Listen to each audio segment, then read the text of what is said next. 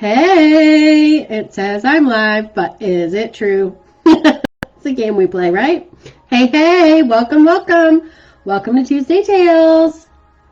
Happy Tuesday. It says I'm live. It doesn't appear to be lying. That is fantastic. So give me a hello. Hey, how are you? When you are popping on, just say hey. Let me know you're here. Happy Tuesday. I know I said it already. It's gloomy and rainy and the time of year where I just want to cuddle up with a good book, a glass of hot chocolate, and some snacks. Is that what's happening today? No. I'm going to go see clients after this, which is fine. It's warmer out than it appears. It's going to be 60 today. It's just gloomy and wet, and it's that time of year. Do I need hot chocolate and a cozy book? I mean, no. Do I want one? Absolutely, yes, all the time. So today, let's take a dive, shall we? Let's take a dive into becoming the person. What does it mean to become the person? Become the person for what? So we have horses that we love, that we adore, that we want to see succeed, that we want to see feel comfortable in their bodies, to be 100% healthy, to perform at optimal levels. You know, I'm not sure what perform means to you.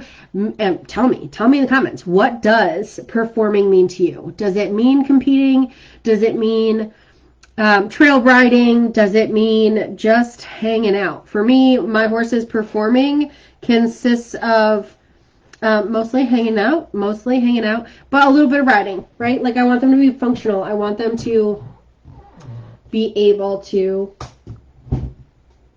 be comfortable in carrying me and behaving in carrying me and having fun. Like that's performing for my horses. And also eat your food. Eat your food, eat it well, be nice to your brothers. And with those expectations, like, yes, behavior comes along with it. And what I have found to be true is that behavior is very much a side effect of physical comfort. When horses are not comfortable, they cannot perform emotionally. They can't behave the way that they should. And I think that just makes so much sense, because when I think about my ability to emotionally regulate when I'm in pain, it's limited, right? Which kind of brings me to physical stress is emotional stress. Emotional stress is physical stress. They are linked very much together. When you have an emotionally stressful situation, your body reacts in a very physical way. And when you have a physical pain, your emotions react in a very emotional way. I tend to, when I'm in physical pain, I tend to get to the point of crying about the smallest things in no time at all, right? Or getting pissed off because things are just not going my way and my head hurts and right, whatever it is, right? It's the same for your horse. And so we have these expectations that they're going to behave, that they're going to fill a role. We have expectations. It doesn't matter what the role is. You have an expectation that they're going to behave in a certain way, that they're going to be able to perform at a certain level, regardless of what performance is to you, right? Whether that is going on a nice, easy trail ride, or even just walking with you. They can not walk well with you leading them. That can be a problem. They cannot engage with you in liberty. That's just as much performance as anything else. And it doesn't mean that you have to be on a stage. When I'm talking about performance, I'm not necessarily talking about putting you in front of judges or other people observing. I'm just talking about doing the job. And you can be like, that's not really a job. Yeah, whatever. You get what I'm saying. I don't have another way to talk about it. But that's just how I'm trying to get the point across. That whatever your horse does with you is their performance, and we want that to be optimal, right? And we have an expectation of what that will look like, an expectation physically, and an expectation emotionally, and an expectation behaviorally, and an expectation in terms of engagement and connection. And I think it's really interesting that we have this expectation, and I know that somebody's going to do it. Somebody's going to pop in the comments and be like, I don't have that expectation. I totally understand. Okay, you do now, but think back through your entire journey of horsemanship, okay? If you already have what I'm saying, that's fucking awesome. But there are so many of us out there that, like, I know this was me, that there was a piece missing in my horsemanship journey. And it took me a minute to fucking get my shit together and understand that I had expectations of my horses. And I wasn't expectating enough of myself. I expected that I would be on my game, that my mindset would be in the right place, and that I would show up and work and perform at the level that we had been practicing at. That's where my expectations of self ended. And part of this is, at that point, it wasn't possible to see, because we don't know what we don't know, right? We don't know what we don't know. And so it wasn't possible for me to see in my youth, and even in my young adulthood, that I was the problem. It was me. The reason we weren't progressing was because my attitude wasn't in the right place. My behavior wasn't in the right place, because I wasn't emotionally regulating, and therefore my expectations of my horse were not reasonable, because my expectations of self weren't high enough. And that is 100% because I didn't know what I didn't know. So if you're like, I don't know what you're talking about. Good, awesome, welcome. You don't know what that's great. And we're all going to be on a spectrum of this, because there is no such thing as being the person at 100% ever. You're never going to achieve your full potential. That sounds horrible, but it's the truth, right? Because every time you up level and reach more of your potential, you become potential of more. So no matter where you're at on this journey, it is just that. It is a journey. There is no end destination. Everything is about experience. And so no matter where you're at, you could achieve more. You desire to have a deeper connection with your horse so that you can better understand what they're trying to tell you, so that you can perform at a higher level, so that it is easier for you to just say, hey man, I actually want you to take just a step to the left. Hey, I actually want you to take a step to the right. Can you move this back foot?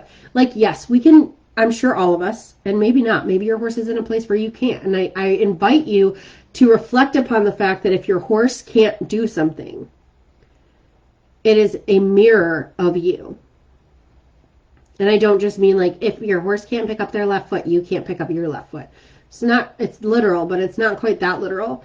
It's whatever's preventing your horse from trusting you and feeling safe enough to pick up that left foot, you also have that same trust and safety issue. That's where the mirror's at. And we get to acknowledge that we are in that place of being on a journey, just like our horse is on a journey. And when we come together and we create a relationship with this horse, we are mixing where we're at in our journey with where they're at in their journey and bringing it together. This means that it's going to completely highlight where the faults are and also where the successes are. The things that are easy are going to be highlighted, but usually what we notice the most is the areas that we're failing. So maybe your horse has some physical limitations that you would like to overcome, but you as an individual are like, I don't know enough. I'm not a veterinarian. I don't have anatomy knowledge. I don't know why they're doing this. Like, it doesn't make any sense to me. I don't know what to do.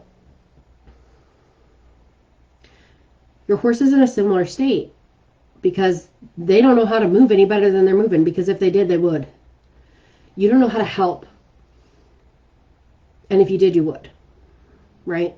Well, here's where I'm coming in to tell you that by stepping up and becoming the person that delves in and explores your own level of trust and your own level of safety in yourself, you are going to inadvertently solve problems within your horse. And it's, I always find myself saying, it's not magic. It is magic, but it's not mystical, okay?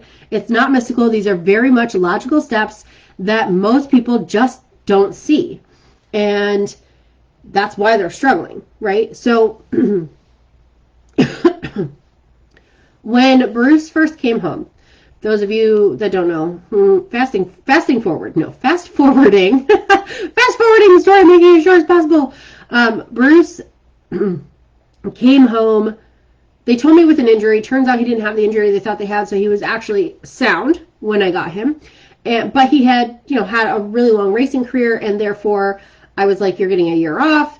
And towards the end of that year off, I started playing with him. And I say playing because I determined that I didn't want to force him to learn anything like overly new. I didn't want to take him from racing to jumping. I didn't want to take him from racing to dressage. I've done that with horses, and it wasn't for me now. It's not for me now.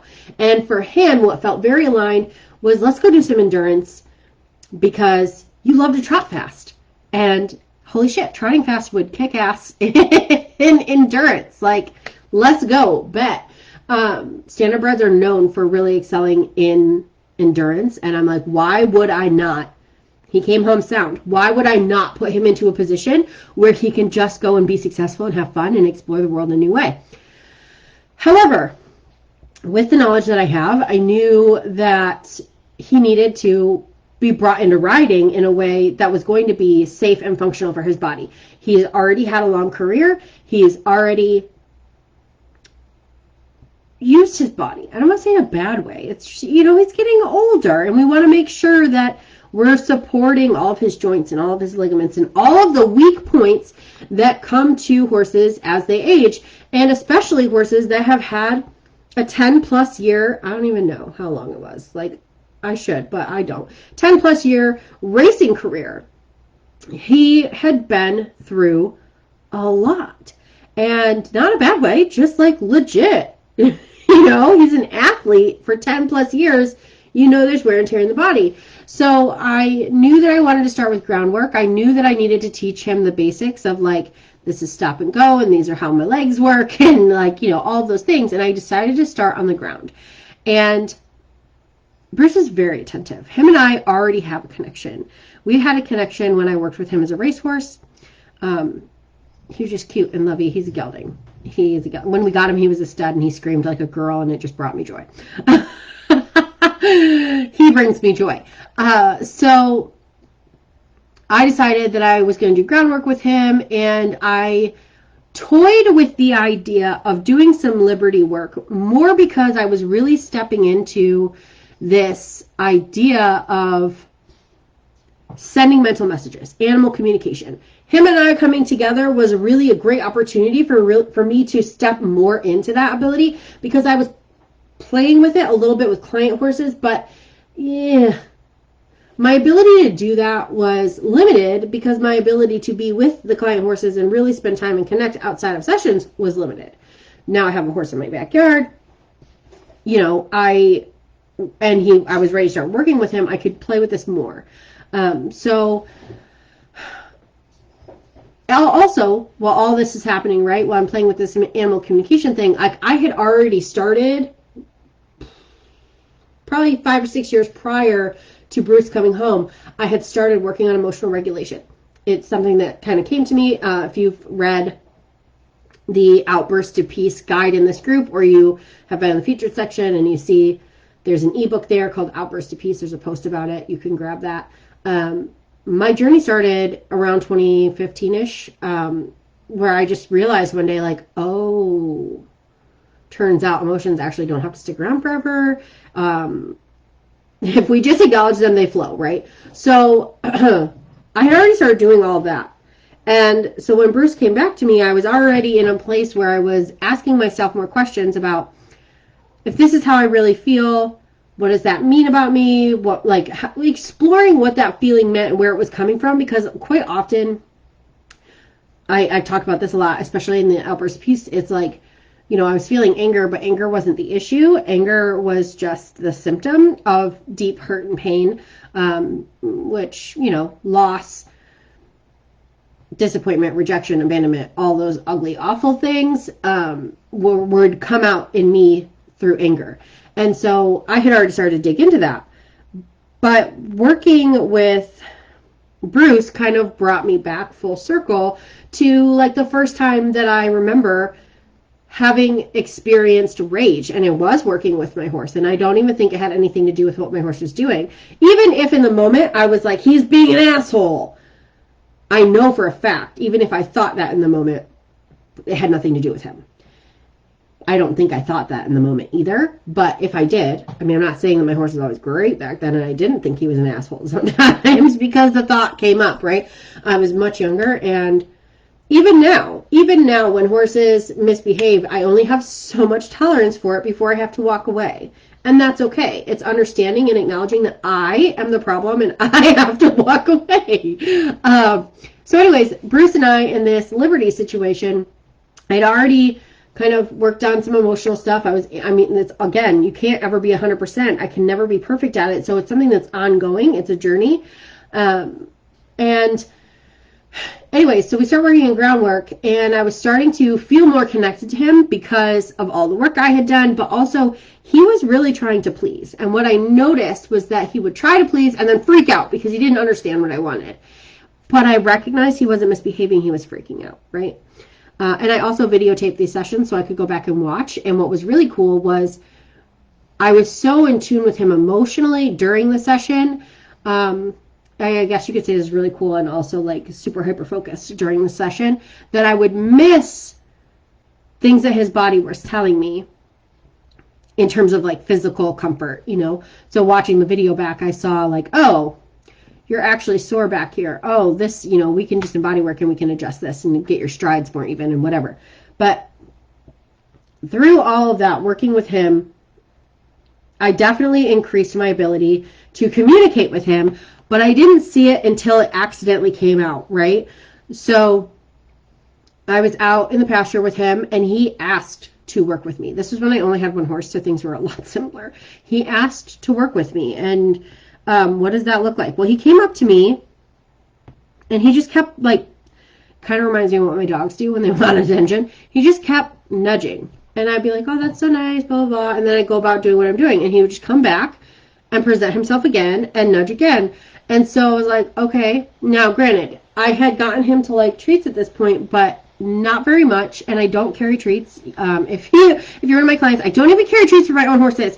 But I don't do treats because I don't want them searching in my pockets. I need them to not be food focused so that I can assess the communication. Have I done positive reinforcement training with treats? Yes. Is that possible for Bruce? Yes. It's just not something that I was doing a lot at the time.